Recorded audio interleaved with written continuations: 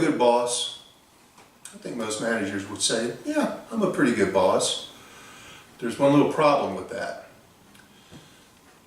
In surveys conducted across America with employees, they say that 75% of the time, the managers they're working for aren't very good. There's an old saying, people join companies, but they leave bosses.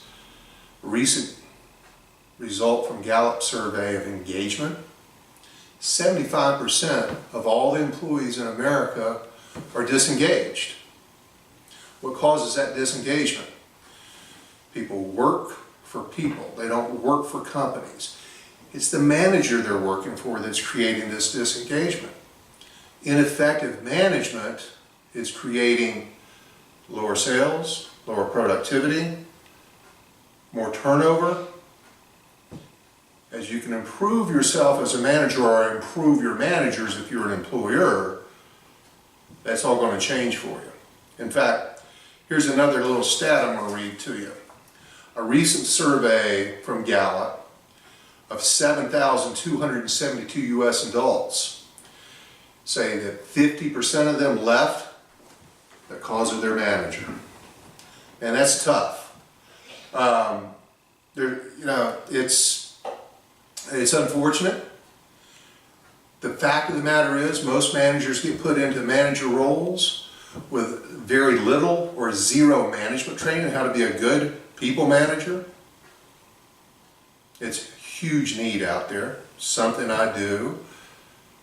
vsigmund.com, the business mechanic. We're going to get to the root cause of why you have turnover and why your employees may be disengaged. If you think you're a pretty good manager, let's take a quiz together. Let's find out. I'm going to ask you 5 questions.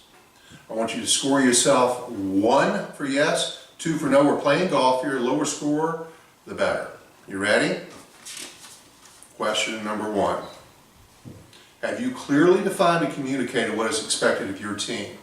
So that doesn't mean that you just told them. Doesn't mean you sent out a mass email or a group meeting of what you expected of everybody. No.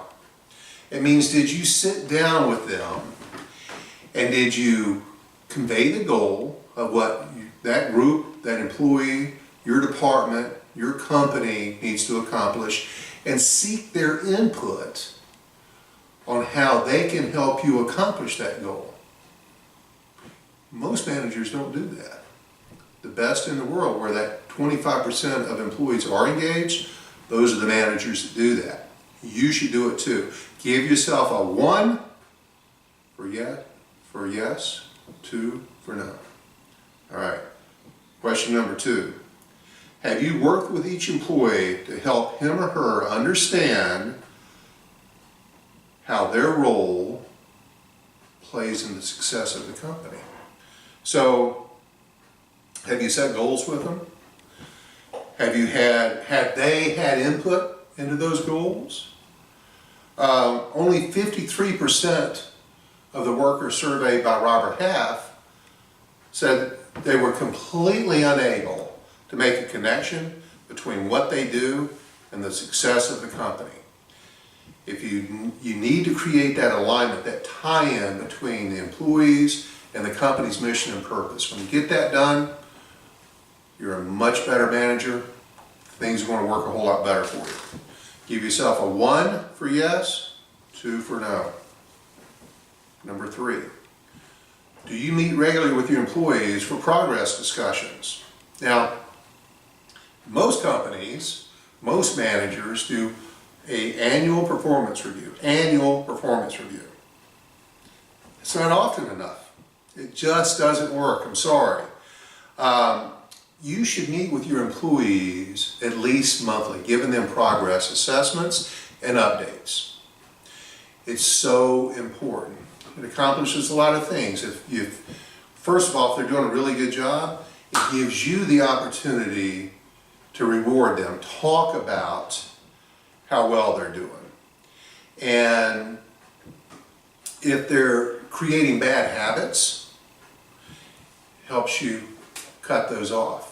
Give them that performance feedback developmental feedback to stop those bad habits from expanding, because pretty soon that's going to become a bad habit. So it should be at least monthly. Some companies like Toyota give feedback every day to their employees, every single day.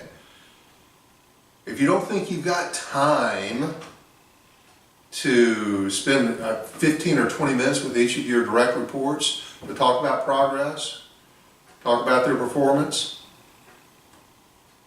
you're wrong. It's going to save you a ton of time. I promise you on this. Done it for years. It works like a charm. Saves you a ton of work in the long run. Question number 4. Do you empower your employees to succeed by delegating to them?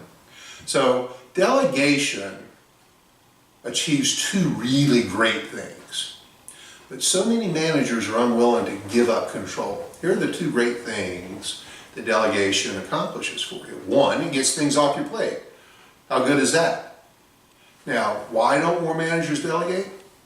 They lack trust, and they lack that trust because they haven't taken the time, made the time to train someone on how to perform part of their job function so that they can trust them enough and allow them the practice to get better at whatever they're being delegated. We get so busy, we get so focused on just getting the task or the duty done, we don't think about how to develop someone else to grow within their organization, to get better at what they do.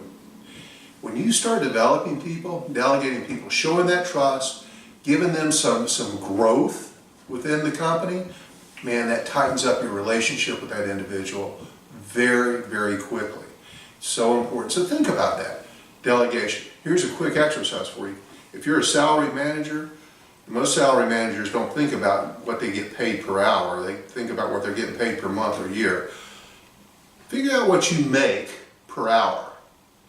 And then put yourself through the exercise on about a week or 2. And then every time you're performing some kind of task, think about it. Is this really worth the hourly wage I'm being paid or I'm paying myself to do this task? If it's not, then you need to think about who you can train to do it for you. When you train them, you can delegate it. When you delegate it, you get it off your plate. Less for you to do. How about that?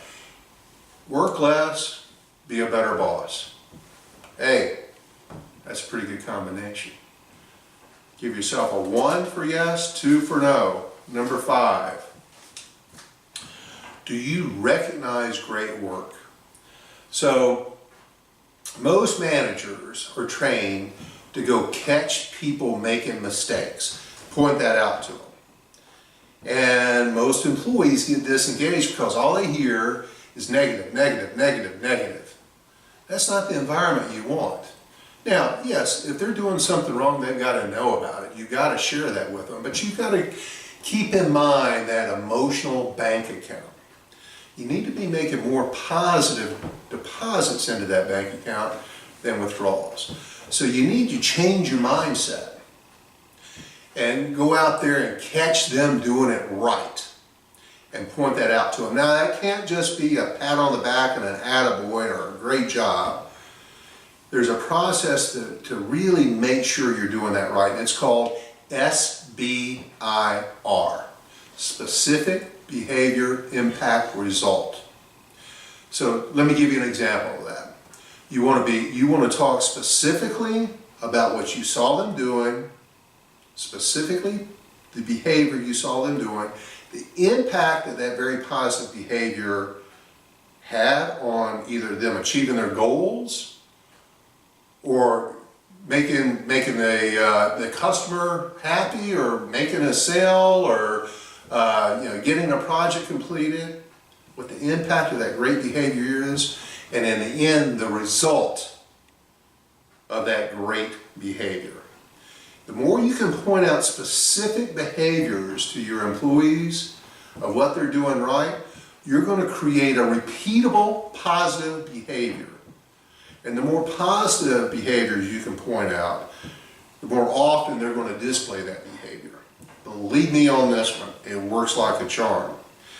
If it's just a very casual attaboy or thank you, or you throw in if every Friday's pizza day and it's just pizza day every Friday, there's not some reward or some accomplishments tied to that pizza every week, then it just becomes an entitlement. You're losing the impact of that recognition. Help yourself. Help yourself by being specific, being positive.